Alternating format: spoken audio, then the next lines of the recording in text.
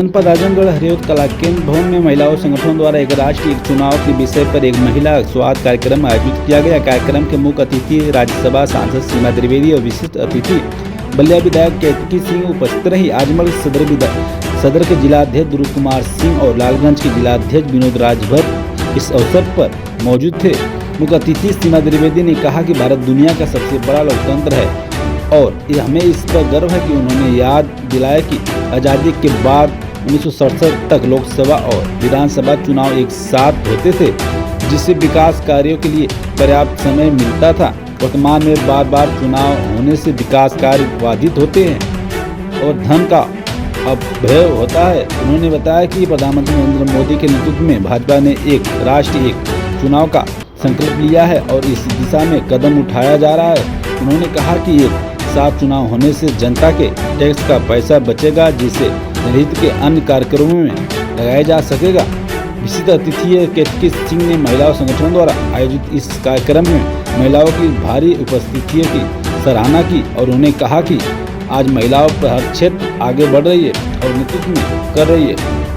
उन्होंने प्रधानमंत्री मोदी के नेतृत्व में महिलाओं को 33% आरक्षण देने की और उनकी सुरक्षा के लिए उठाए गए प्रभावी कदमों की जानकारी दी।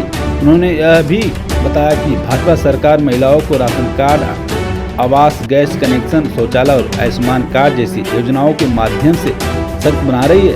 उन्होंने कहा कि महिलाओं की एक राष्ट्र एक चुनाव पर चर्चा में सक्रिय भागीदारी दर्शाता है कि राजनीति में उनकी भूमिका पुरुषों से कम नहीं।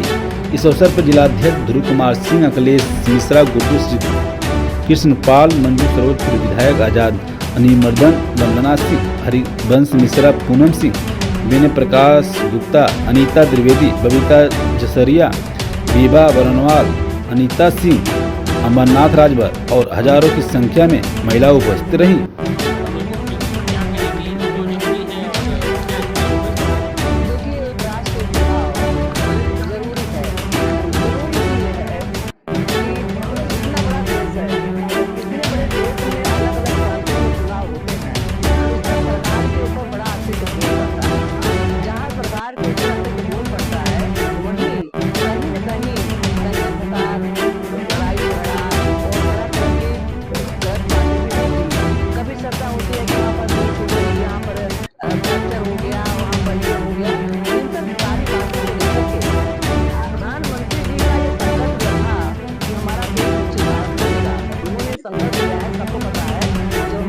अपनी आजादी का 100वां वर्ष मनाएगा तो हमारा देश विकसित भारत होगा। तो विकसित भारत का एक रास्ता ये भी जाता है कि पूरे देश में एक साथ निष्पक्ष चुनाव हो। जब पूरे देश में एक साथ निष्पक्ष चुनाव होगा तो उसका भी एक बड़ा बेहतर परिणाम होगा। और ये कोई पहली बार की पहल नहीं है। 1983 में जब इंदिरा गांधी जी की सरकार थी तभी चुनाव आयोग ने उनको माननीय इंदिरा गांधी से अनुरोध किया था, उनको पत्र लिखा था कि मैडम एक राष्ट्र एक चुनाव के बारे में चर्चा की जाए, लेकिन इंदिरा गांधी जी ने उसको अस्वीकार कर दिया। माननीय प्रधानमंत्री जी के बारे में आप सबको पता है कि वो देश के सच्चे सपूत हैं, वो भारत माता के सच्चे सपूत हैं और वो जो ठान लेते हैं वो करके दिखाते हैं। और ये जो एक देश एक चुनाव लेकर के आए हैं वो खाली कलम कागज के पीछे नहीं लेकर के आए हैं, इसको बिल्कुल ओपन किताब लेकर के आए हैं। जेसीपी की बैठक हुई, बैठक में 45 दल के लोग बुलाए गए। 45 दल के लोगों में खाली 15 लोगों ने विरोध किया, बाकी लोगों ने समर्थन दिया। हाई कोर्ट के, सुप्रीम कोर्ट के अवकाश प्राप्त जज और प्रांतों के, राज्यसभाओं के, हाई कोर्ट के तमाम रिटायर्ड जज, राजनीतिक दल के लोग, सबको बुला करके एक बैठक हुई 8 जनवरी 2024 को। उस बैठक में चर्चा हुई कि हम इस पर विधेयक बिल लेकर के आएंगे। इसको लेकर के हमारे कानून मंत्री अर्जुन राम मेघवाल ने भी उस पर अपना वक्तव्य रखा।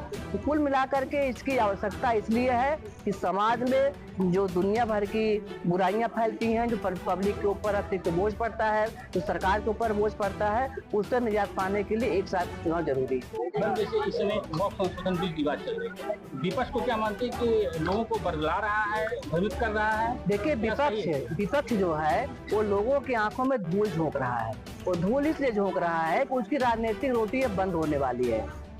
वक्फ बोर्ड के बारे में मैं आपको बताऊं, पहले का जो वक्फ बोर्ड का इनका विधेयक था, नियम था, वो यही था कि हम ही चोर, हम ही कानून, हम ही न्यायप्रिय, मतलब हम ही सब है। हम ही ने चोरी किया है, हम ही जांच भी करेंगे, हम ही न्याय भी करेंगे। हमारी पार्टी ने इसको तोड़ दिया। हमारी पार्टी ने एक साफ साफ कह दिया कि वक्फ बोर्ड में मुसलमानों की जमीन पर किसी भी गैर मुस्लिम का कोई हिस्सेदारी नहीं होगी। जो गरीबों को नहीं मिला, जो विधवाओं को नहीं मिला, जो युवाओं को नहीं मिला, जो बुजुर्गों को नहीं मिला, ऐसे लोगों को उस जमीन को दे करके दिया जाएगा। और उनके तिलस्म को तोड़ा गया है। मैम इतना सही होता तो सुप्रीम कोर्ट को टिप्पणी क्यों करनी पड़ी? सर, सुप्रीम कोर्ट के बारे में हम कोई टिप्पणी नहीं कर सकते हैं, उसके बारे में हम कोई चर्चा नहीं कर सकते हैं, लेकिन हमें जरूर कर सकते हैं जिस पर राष्ट्रपति की मुहर लग गई। और कोई चोरी से नहीं चला। आपने लोकसभा को देखा होगा, आपने राज्यसभा को देखा होगा, पूरी रात चर्चा चली, पूरी दिन चर्चा चली। मैं गवाह हूँ। सवेरे 4 बजे राज्यसभा की कार्रवाई बंद हुई और वोटिंग हुआ। वोटिंग में बहुमत आई कि इसको वक्फ बोर्ड के बारे में बहुमत के साथ हम ध्वनिमत से पास हो गया। इसमें कोई चोरी की बात तो है नहीं। हमने तो चर्चा किया, हमने सबको आमंत्रित किया, कमेटी बनाई गई, विपक्ष के सांसद बनाए गए, सत्ता पक्ष के सांसद बनाए गए, सबकी ओपिनियन दी गई।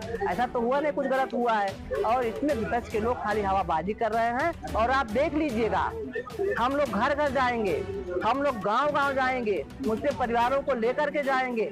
आज जिस तरह से मुस्लिम परिवार के लोगों ने समर्थन कर रहे हैं, जिस तरह से मुस्लिम परिवार बाहर निकल रहा है, वो कह रहा है कि अब तक हमको लूटा गया। अब तक ये पहले इस तरह के चुनाव देखे, जब ये देश आजाद हुआ था तो 1951 से लेके 1967 तक इसी क्रम में चुनाव होते थे। एक साथ ही पूरे देश में चुनाव होते थे।